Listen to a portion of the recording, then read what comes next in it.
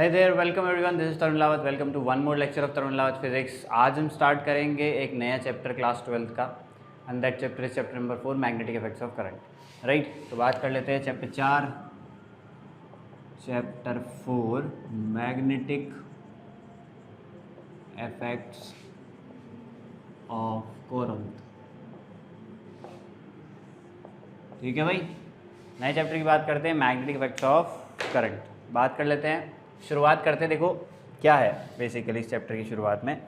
सबसे पहले हम बात करते हैं ऑर्स्टेड एक्सपेरिमेंट की. देखो ऑर्स्टेड कौन थे? ऑर्स्टेड एक साइंटिस्ट थे. ठीक, उन्होंने एक एक्सपेरिमेंट किया. क्या एक्सपेरिमेंट किया उन्होंने? देखो कि उन्होंने एक वायर लिया और उसको एक बैटरी से कनेक्ट किया. ठीक है, लेट्स सपोज ये वायर है ए बी, उसको एक बैटरी से उन्होंने कनेक्ट किया 20 वोल्ट की बैटरी से. यहाँ पे एक स्विच लगाया. ठीक है, एक स्विच भी लगा हुआ है यहाँ पे, ये स्विच है. अभी ऑफ है स्विच, ऑन करेंगे इसको. और यहाँ पे उन्होंने क्या करा, एक मैग्नेटिक कंपास रखा. मैग्नेटिक कंपास आप जानते हैं, जो नॉर्थ साउथ डायरेक्शन में मैग्नेटिक निडल होगी. एक घड़ी होती है, घड़ी टाइप का स्ट्रक्चर होता है उसका, और उसमें बीच में एक निडल होती है, मैग्नेटिक निडल, और वो हम आपको डायरेक्शन बताती है, नॉर्थ साउथ डायरेक्शन. राइट, तो उसको बोलते हैं मैग्नेटिक कंपास. तो उसकी जो निडल होती है एक छोटी सी मैग्नेट ही होती है. राइट, अब उन्होंने क्या देखा कि जैसे ही वो करंट को ऑन करते थे, स्विच को ऑन करते थे, उसके अंदर करंट फ्लो होता था. जैसे ही इसके अंदर करंट फ्लो होता था तो मैग्नेटिक कंपास घूम जाता था. राइट, मैग्नेटिक कंपास क्या होता था? घूम जाता था. और जैसे ही करंट को ऑफ कर देते थे मैग्नेटिक कंपास वापस पहुंच जाता था जिस पोजीशन में वो पहले था. है ना, इस एक्सपेरिमेंट को रिपीट करके देखा, जितनी बार उन्होंने करंट ऑन किया उतनी बार मैग्नेटिक कंपास घूमा. इससे क्या बात कंक्लूड की उन्होंने कि अगर मैग्नेटिक कंपास घूम रहा है, magnetic compass is made up of magnet. किसका बना हुआ है? मैग्नेट. जो निडल होती है मैग्नेट की बनी होती है. अगर मैग्नेट घूम रही है तो इसका मतलब मैग्नेट पे फोर्स लग रही है. मैग्नेट पे फोर्स कौन लगा सकता है? मैग्नेट पे फोर्स लगा सकता है दूसरी मैग्नेट. एक मैग्नेट को कौन अट्रैक्ट कर सकता है? दूसरी मैग्नेट फोर्स लगा सकती है. राइट, अगर मैग्नेट को एक दूसरी मैग्नेट ही अट्रैक्ट कर सकती है, तो इसलिए करंट कैरिंग जो कंडक्टर होता है वो कैसे बिहेव कर रहा है? वो एक मैग्नेट की तरह बिहेव कर रहा है. ठीक है, तो यहाँ से हमको बात समझ में आई कि current carrying conductor behaves as a magnet. अब मैग्नेट अपने चारों तरफ क्या बनाती है? मैग्नेटिक फील्ड बनाती है. उस मैग्नेटिक फील्ड के इफेक्ट में कोई दूसरी चीज़ आ जाती है तो उस पर फोर्स लगती है ना. जैसे कि फॉर एग्जांपल आपने क्लास 10 में पढ़ाई है, ये मैग्नेट है ना, बार मैग्नेट है, तो ये अपने चारों तरफ क्या बनाती है? मैग्नेटिक फील्ड बनाती है. इस मैग्नेटिक फील्ड के इफेक्ट में मान लो कोई आयरन का पीस आ गया, कोई दूसरी मैग्नेट आ गई, तो उस पर फोर्स लग जाती है ना. तो इस रीजन को हम क्या बोलते हैं? मैग्नेटिक फील्ड बोलते हैं. सिमिलरली कंडक्टर भी अपने चारों तरफ क्या बना रहा होगा? अपने अराउंड जो स्पेस है क्या बना रहा होगा? एक फील्ड बना रहा होगा. इस फील्ड को हम बोलते हैं मैग्नेटिक फील्ड. तो हमको समझ में आया, a current carrying conductor creates a magnetic field around it, और ये कह सकते हैं current carrying conductor behaves as a magnet. तो यहाँ से हमने क्या बात कंक्लूड करी? कंक्लूजन क्या मिला हमसे? हमको यहाँ से कि a current carrying conductor behaves as a magnet. Behaves as a magnet, है ना.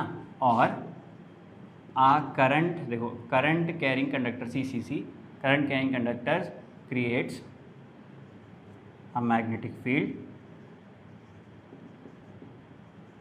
अराउंड इट, है ना. ये भी आप बोल सकते. तो ये बात हमको कहाँ से पता लगी थी?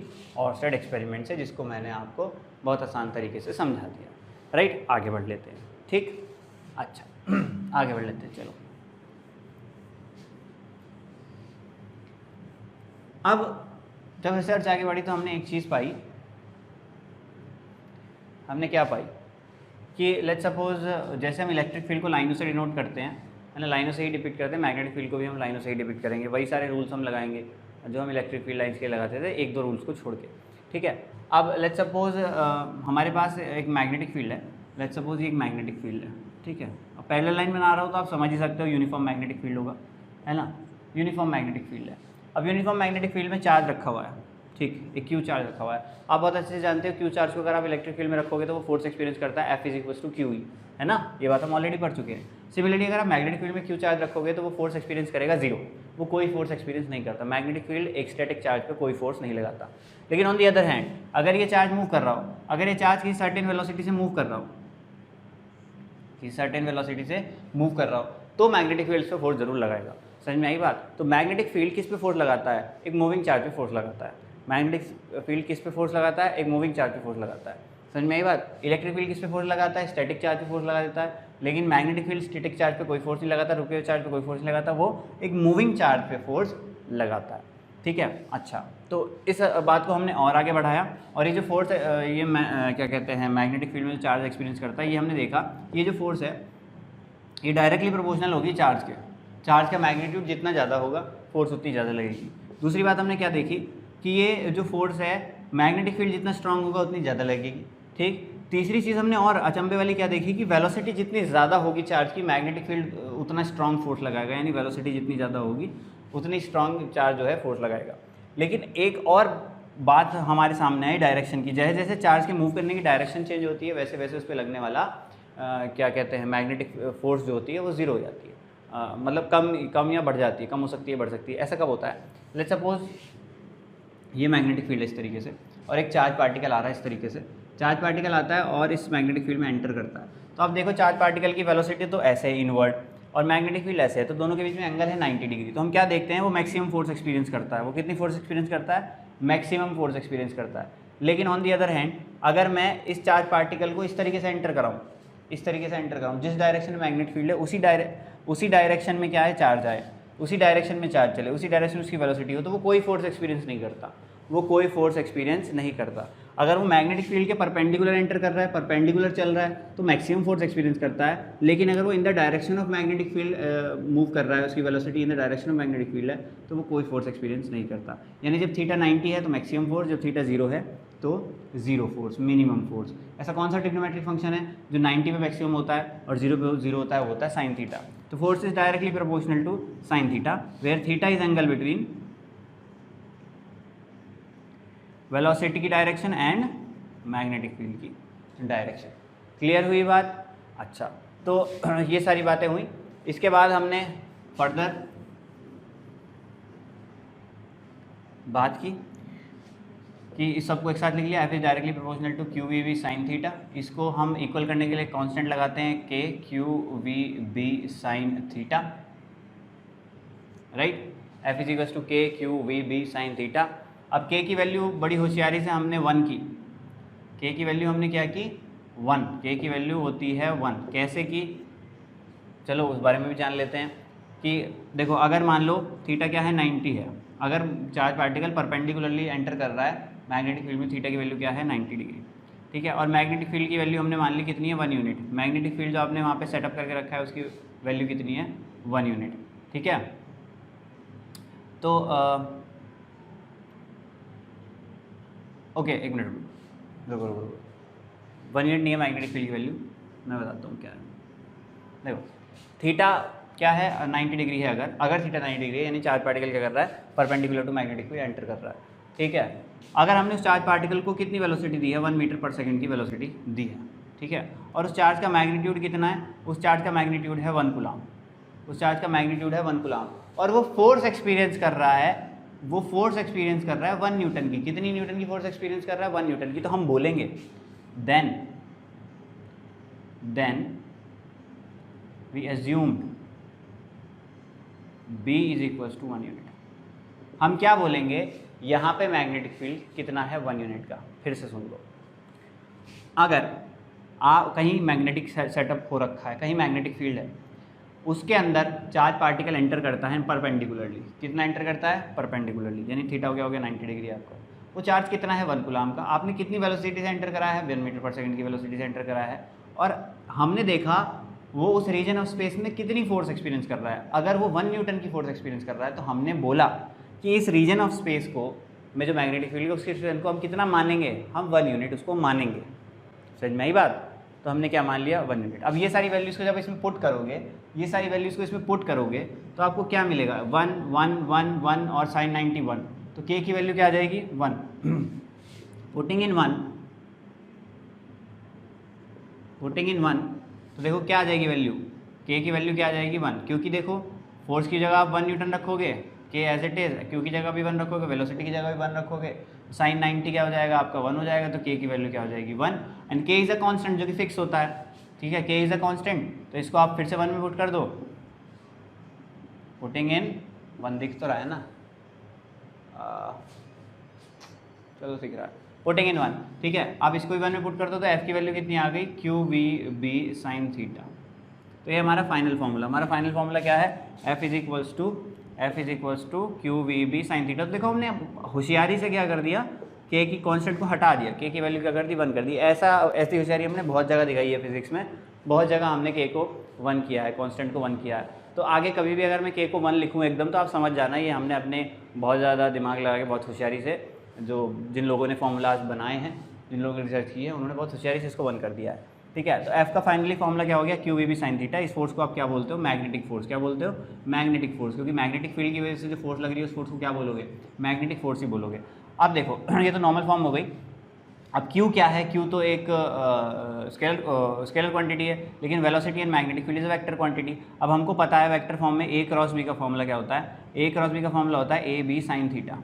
तो यानी देखो वी बी साइन थीटा को मैं क्या लिख सकता हूँ, वी क्रॉस बी। तो इसको वेक्टर फॉर्म में क्या लिखा जा सकता है, वेक्टर फॉर्म में एक्सप्रेस करूँ अगर इस फॉर्मूले को मैं, तो वेक्टर फॉर्म में क्या आ जाएगा, F vector is equals to q v cross B. सही बात है कि नहीं, ठीक है। अच्छा, अब ये बात हुई किसकी, मैग्नेटिक फोर्स की। ठीक, अच्छा यहाँ पे एक बात और मज़ेदार देखी गई कि जब चार्ज पार्टिकल फोर्स एक्सपीरियंस करता है, तो चार्ज पार्टिकल लेट्स सपोज ऐसे मूव करता हुआ जा रहा है। जब चार्ज पार्टिकल फोर्स एक्सपीरियंस करता है तो ये देखा गया कि वो अपनी वेलोसिटी से 90 degree perpendicular to its motion force experience करता है, perpendicular to its motion force experience करता है एक चार्ज पार्टिकल। ठीक है, तो अगर charge particle perpendicular to its motion force experience करता है, तो कोई भी फोर्स जब मोशन के परपेंडिकुलर लगती है तो वो सेंट्रीपिटल फोर्स की तरह बिहेव करती है। किसकी तरह बिहेव करती है, सेंट्रीपिटल फोर्स की तरह। यानी कि वो क्या करेगी, उसको सर्कुलर पाथ में घुमाना शुरू कर देगी, है ना। अगर एक मान लो एक बॉडी इस तरीके से जा रही है और उस पर ऐसे फोर्स लगे तो वैसे घूम जाएगी, अभी भी ऐसे ही फोर्स लगे तो वैसे घूम जाएगी, अभी भी ऐसी फोर्स लगे तो वैसे घूम जाएगी, अभी भी ऐसी फोर्स लगे तो वैसे घूम जाएगी। तो अगर वेलोसिटी के परपेंडिकुलरली लगातार कोई फोर्स लगे तो वो लगातार उसकी डायरेक्शन को चेंज करती है। तो हमने ये बात देखी कि मैग्नेटिक फोर्स क्या करती है, मोशन के परपेंडिकुलर लगती है हमेशा। मैग्नेटिक फील्ड का नेचर ऐसा है, वो जो फोर्स लगाता है मूविंग चार्ज पे, वो कैसी फोर्स लगाता है, परपेंडिकुलर टू इट्स वेलोसिटी। ठीक है, तो ये और मज़ेदार बात हम हमारे सामने आई। ठीक है, अच्छा अब चलिए अब आगे बढ़ लेते हैं। ठीक, अब हम मैग्नेटिक फील्ड को यहाँ से डिफाइन करते हैं। ठीक है, तो मैग्नेटिक फील्ड को हमने कैसे डिफाइन किया, define magnetic field. Magnetic field को हमने कैसे डिफाइन किया,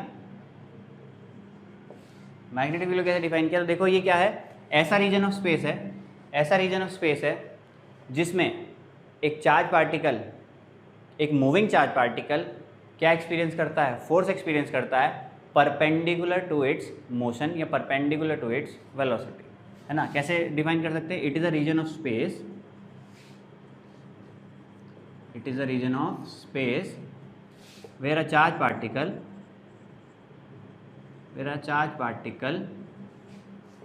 experiences where a moving charge particle experiences a force perpendicular to its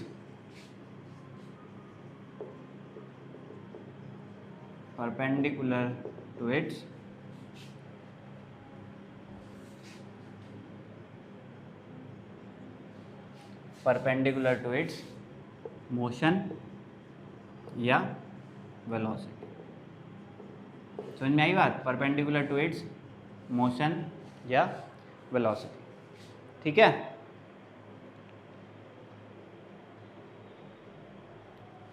ठीक है भाई।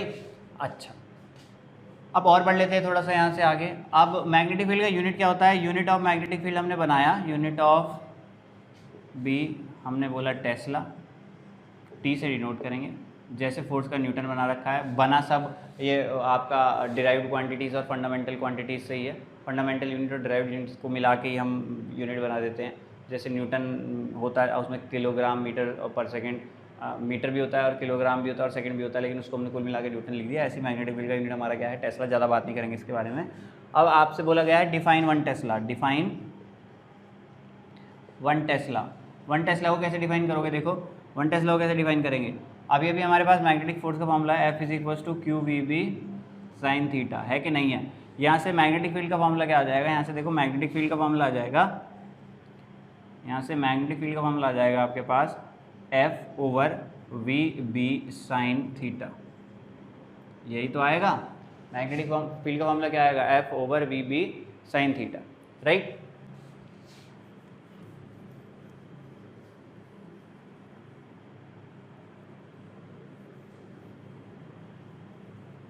F over V B sine theta. अब देखो b की वैल्यू 1 कब हो सकती है, b की वैल्यू 1 तभी आ सकती है जब फोर्स क्या हो, 1 न्यूटन हो, जब वेलोसिटी क्या हो, 1 मीटर पर सेकेंड हो, जब मैग्नेटिक फील्ड क्या हो, सॉरी मैंने क्या गलत लिख दिया कुछ, b की वैल्यू v और q, सॉरी q आएगा यहाँ, जब चार्ज क्या हो 1 कूलाम हो, और जब थीटा क्या हो 90 डिग्री हो। जब ये सारी वैल्यूज़ 1 होंगी तब ही ये पूरा एक्सप्रेशन 1 आएगा, और तभी b की वैल्यू क्या होगी, 1 आएगी, है ना। यानी कि b की वैल्यू क्या हो जाएगी, देन b की वैल्यू आएगी 1 यूनिट। कितनी आएगी, 1 यूनिट, या ये कह सकते हैं 1 टेस्ला। तो हम कैसे डिफाइन करेंगे, ठीक है, तो इसको हम कैसे डिफाइन करेंगे, देखो, तो 1 tesla is that magnetic field, ठीक है, is that magnetic field due to which a charge of 1 coulomb moving with 1 meter per second experiences a force of 1 Newton perpendicular to its velocity। समझ में आ गई बात, फिर से सुनो। मैग्नेटिक फील्ड 1 टेस्ला क्या होगा, मैग्नेटिक फील्ड 1 टेस्ला फिर से डिफाइन करो, देखो magnetic field 1 Tesla is that magnetic field या due to which 1 Tesla is that magnetic field due to which a charge of 1 coulomb moving with 1 meter per second of the velocity experiences a force of 1 Newton to its velocity perpendicular to its velocity। समझ में आ रही है बात, ठीक है। तो define कर देते हैं कि 1 Tesla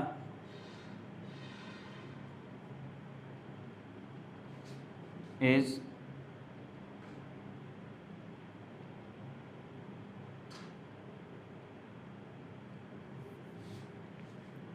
when a unit charge यानी 1 coulomb charge, unit charge moving with a unit velocity perpendicular to magnetic field experiences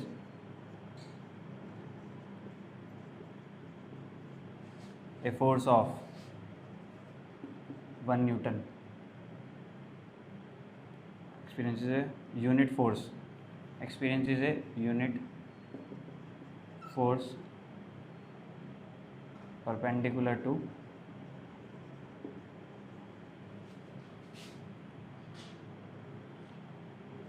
its velocity। इसको लिख सकते हैं हम किस तरीके से,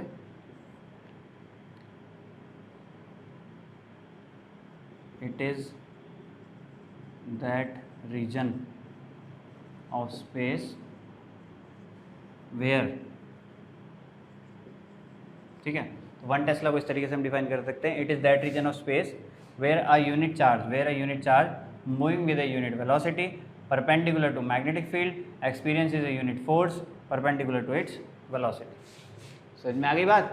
तो इस तरीके से आप एक टेस्ला मैग्नेटिक फील्ड को डिफाइन कर सकते हैं, राइट। तो आज के लेक्चर में हम इतना ही पढ़ेंगे, बाकी बात करेंगे हम नेक्स्ट लेक्चर में, राइट।